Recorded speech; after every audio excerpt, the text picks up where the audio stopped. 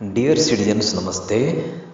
ఆ మధ్య చంద్రబాబు నాయుడు గారు తెలుగు మీడియం అంటూ గగ్గోలు పెట్టాడు. ఏంటో ఈ విధంగా గగ్గోలు పెడుతున్నాడు అంటే దానికి సమాధానం ఈ మధ్యనే తెలిసింది. ఇక వారి కుమారరత్నం లోకేశం బాబు ఉన్నాడు. ఆయన తెలుగు అందరికీ తెలిసిందేనాయే. మంగళగిరి అలియాస్ మందలగిరి. సో ఈ మధ్యనే వారి సతీమణి గారు కూడా మీడియా ముందుకొచ్చి తెలుగులో ఇంగ్లీష్లో మాట్లాడారు. ఆహా, ఆ తెలుగు చూసిన తర్వాత విన్న తర్వాత అప్పుడు అర్థమైంది, ఓహో బాబు గారి బాధ ఇదా అని. అవును బాబుగారు, నాకు తెలియక అడుగుతా, ఇప్పుడు తెలుగు మీడియం పెడితే మాత్రం మీ వాళ్ళని బడికి పంపుతారా ఏంటి ఇప్పుడు?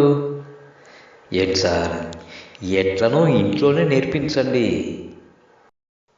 మరో విషయం, మీ మనవడు తెలంగాణలో తెలుగు మీడియంలో చదువుతున్నాడా లేక ఇంకెక్కడైనా ఇంకేదైనా మీడియంలో చదువుతున్నాడా? తెలుగు బాగా నేర్పండి. అసలే రాజకీయ ఫ్యామిలీ ఆయే. తెలుగు బాగా నేర్పకపోతే ఏక్ సే బడ్కర్ ఏక్ అన్నట్లుగా అవుతుంది పరిస్థితి. అయితే ఒక విషయం సార్, మీ బాధ రాష్ట్ర ప్రజల బాధ, దేశ ప్రజల బాధ, ప్రపంచ ప్రజల బాధ అనుకుంటే ఎలా సార్? గ్లోబలైజేషన్లో పోటీ పడాలంటే మీ ఏపీ ప్రజలు ఇంగ్లీష్ మీడియంలోనే చదవాలండి బాబు. ఇది మీకు తెలియనిది ఏమీ కాదు, బాగా తెలుసు. అయితే అందరూ బాగుపడితే ఓర్వలేని బాధ ఏమీది. ఎట్లా సార్ ఇట్లయితే?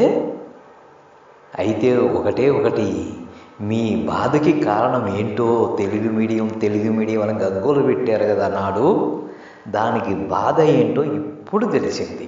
ఆహా, ఏమి తెలుగండి తమరి ఇంటిలో. ఓకే, ఉంటాను బాబు, బాయ్.